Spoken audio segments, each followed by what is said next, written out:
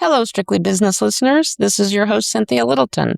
I'm so excited today to give you a sneak listen to a podcast project we've been working on for a few months, Daily Variety.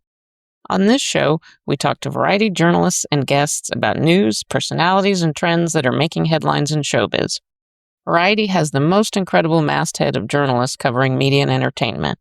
In addition to our strength in LA, New York, and London, almost every day of the year, Variety is somewhere in the world covering a festival or a market or a premiere. We want to showcase all this great work in a new way with this program. Of course, we'd love to hear your feedback at variety.com. Thanks for checking us out, and away we go.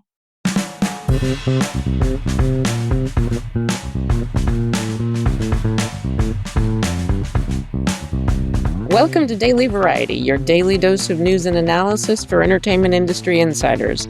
It's Thursday, July 17th, 2025. I'm your host, Cynthia Littleton, and I am co-editor-in-chief of Variety alongside Ramin Satuda. I'm in LA, he's in New York, and Variety has reporters around the world covering the business of entertainment.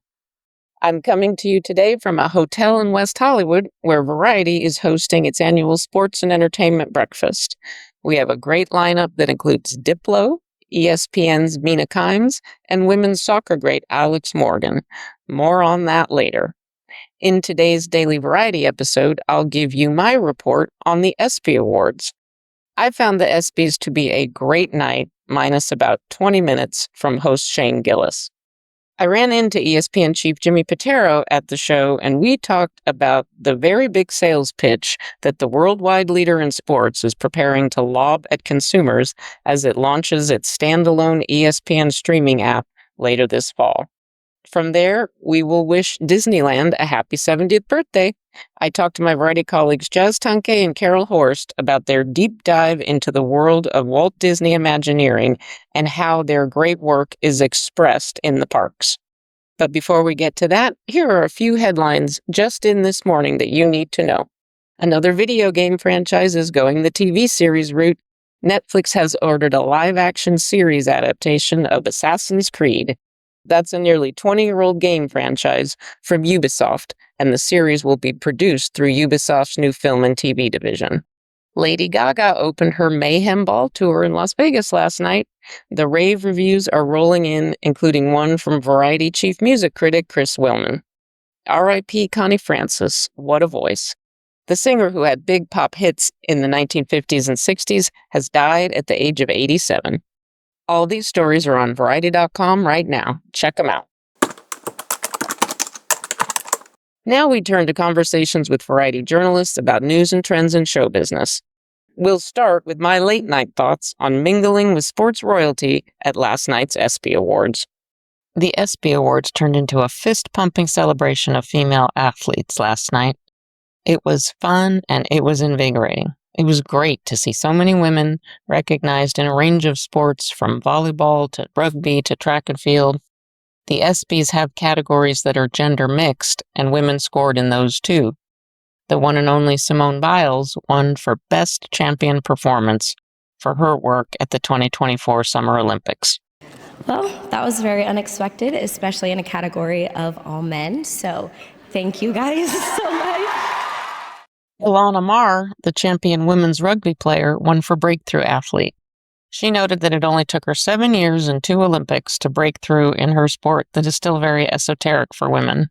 Sport does amazing things, and for a girl who didn't understand why her body looked the way it did, sport gave me an outlet and showed me how capable I can be. Whew. There were more great honorees. Simone Biles' fellow Olympic gymnast Suni Lee, former volleyball champion Katie Schumacher-Cauley, all held the floor with incredible speeches. With this as a backdrop, this year's ESPY host Shane Gillis seemed to strike the wrong notes in his opening monologue. He was quick to take edgy jabs at some of the biggest stars in women's sports, Caitlin Clark, Megan Rapinoe, and Simone Biles.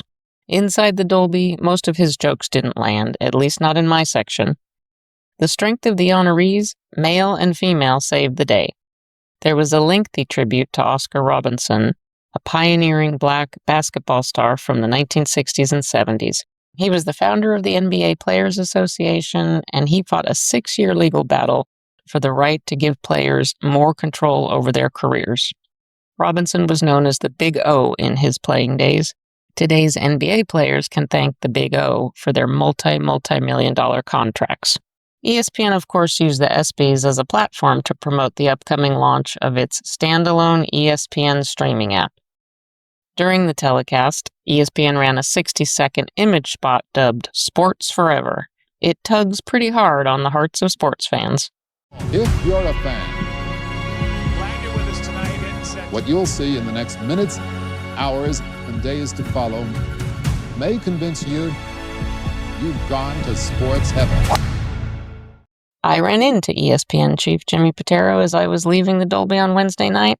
I asked him about the work that they have to do to get this across to consumers. Here's what he explains. It's meant to capture the spirit of when ESPN launched in 1979. Fast forward to today, we're going to be launching our direct-to-consumer offering this fall. There are two things that are happening this fall. The first is we're going direct-to-consumer. The second is we're enhancing the app. So in that spot, we're basically telling you that there is a new day for ESPN come this fall.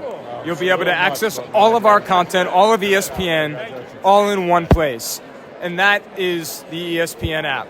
And so whether you're on a smart television or you're on your phone or your tablet, we want you to fire up the ESPN app to get the best sports experience. And then we really want to make it clear that if you are a current subscriber, as you mentioned, you access ESPN through YouTube TV, I think you said. Ultimately, what we want to do is drive you as a YouTube TV subscriber. We're very happy that you're subscribing through YouTube TV. We want to drive you to the ESPN app to get that enhanced experience. So that spot is really meant to, at a very high level, convey both of those things. All of ESPN available direct to consumer, and all of it in one place, which is the ESPN app. To Jimmy's credit, he didn't duck when I also asked him why they chose Gillis to host and shared my opinion that Gillis felt off for the night. We've had him on College Game Day as a celebrity guest picker, and he's done a fantastic job for us. He's a very knowledgeable sports fan, and that's why we went with him.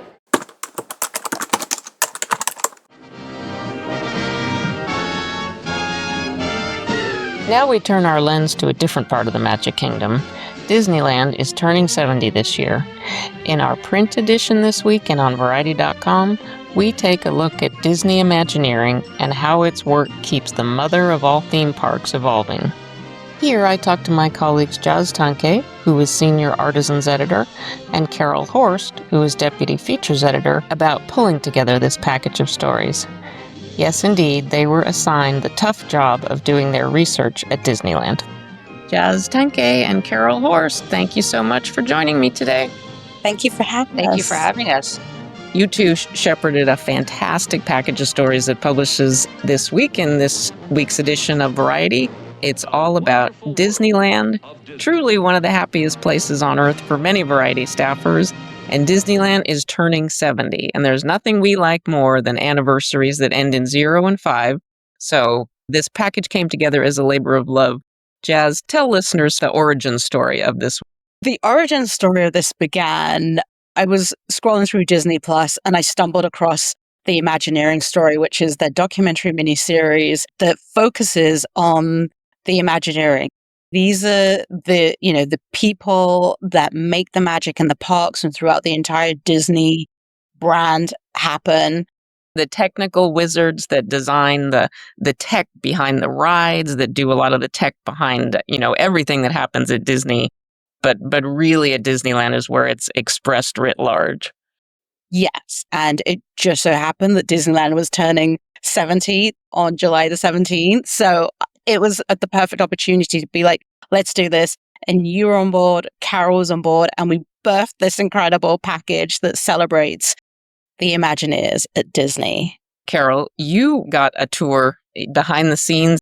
Tell us about your reporting and meeting with some key Imagineers.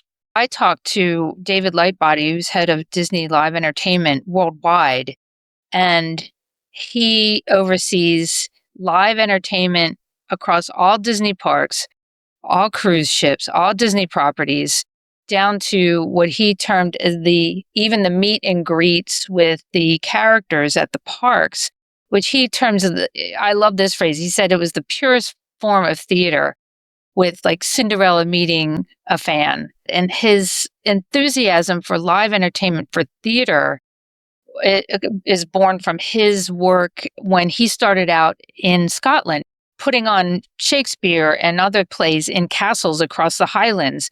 I interviewed him in this big equipment room, this big prop and rehearsal room on the Imagineering campus. It was just chock full of old parade props and costumes, and just the detail on these, the thinking, the thought behind everything in the parades, in the theatrical offerings is astonishing. And he oversees thousands of people who oversee, in turn, thousands of props and costumes. It is remarkable to see that stuff behind the scenes. Did you get a sense of the scope of the Imagineering operation in Southern California? When we had our tour, we saw all the aspects of Imagineering, from the highest tech.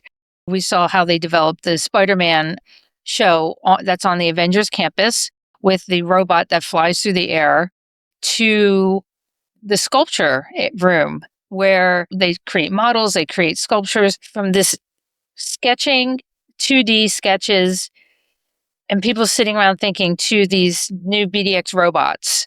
We saw the whole scope of this, and it is, again, something I think that is unique to Disney. And they work with NASA, they work with all these high-tech companies. It's incredible, the scale of what goes on that Imagineering campus in Glendale. So I sat down with Bruce Vaughan, who's the president and chief creative officer of Walt Disney Imagineering. And to just jump off what Carole said, we really got an insight into their thinking, and it's very much in tune with Walt Disney, just in touch with still the inner child. And I think when it comes to executing everything, I focused on how the Imagineers work in the park. And it's everything from they want you to feel like you're inside the movie when you go into Galaxy's Edge. But also, if you notice, the ground on Main Street will change when you go into Frontierland or Adventureland or Tomorrowland. And it's those tiny little details that you never really pay attention to. Even the smell, they talk about the water smell, or that you have on Pirates of the Caribbean and It's a Small World, which is so unique to Disneyland. And the newest thing that's going to open is the animatronic show with Walt Disney. So it's replacing the Abraham Lincoln one. Bruce said it's by far the most advanced animatronic they've ever done. I know somewhere Walt is smiling because he famously said, Disneyland will never be finished. It will always be a work in progress. And there's just no question that you see the investment. Well, to button up this great package, once again, Jazz, you collected stories and anecdotes from people on the Variety staff about what going to Disneyland has meant to them. Well, I mean, it's just the love for Disneyland and what it means. Janelle Riley's story about going on the Wild Toad ride is so brilliant. I also learned that Mike Schneider's wife lost a diamond of her ring. And I'm so invested in this. I actually wanted to do a story on odd items lost at Disneyland, but I never had time to do that. I asked a park person once, and they said that every year they dredge the rivers of America where the Mark Twain steamboat goes. And nowadays, the single most thing that's in there, cell phones. I could talk about Disneyland for another hour. Thank you for a great package that really gets to the heart and the heart of Disneyland. Thank you, Cynthia. Thank you. Thank you for having us. As we close out today's episode, here are a few things we're watching for. Comic-Con in San Diego kicks off next Thursday. Variety will have a large contingent down there, and we'll be hosting a photo and video studio. Next week, we'll also be covering the Bogota Audio-Visual Market in Colombia. And also next week, Variety will unveil its Music Mogul of the Year honoree. Daily Variety will be back in your feed on Monday. On Friday, please take a listen to Variety's Strictly Business podcast, to my interview with Alex Morgan from Variety's Sports and Entertainment Breakfast. Before we go, I want to thank all the listeners who have sent me feedback on this inaugural week for Daily Variety. I've had some questions about my sign-off tagline and what it means. The phrase I'm saying is sticks, nicks, hick, picks. This is an nod to Variety's history of running really, really irreverent and slangy headlines. Sticks, S-T-I-C-K-S, is a slang term for rural areas. Nix, N-I-X, means to reject. Hick, H-I-C-K, is a slang term for a rural resident. And Pix, P-I-X, is Variety's language for movies. Fun fact, the Sticks, Nix, Hick, Pix headline ran 90 years ago today. It was the banner headline on our July 17th, 1935 edition. It was the lead story that explained why a series of big movies set in heartland areas had flopped with moviegoers in those exact areas. Basically, the story boils down to, don't pander to what you think the audience wants, just make good movies and they'll travel. It's a lesson Hollywood is still grappling with. Thanks for listening. This episode was written and reported by me, Cynthia Littleton, with contributions from Tangcay and Carole Horst. It was edited by Aaron Greenwald. Sticks, Nick, Hick, Picks. Please leave us a review at the podcast platform of your choice, and please tune in Monday for another episode of Daily Variety.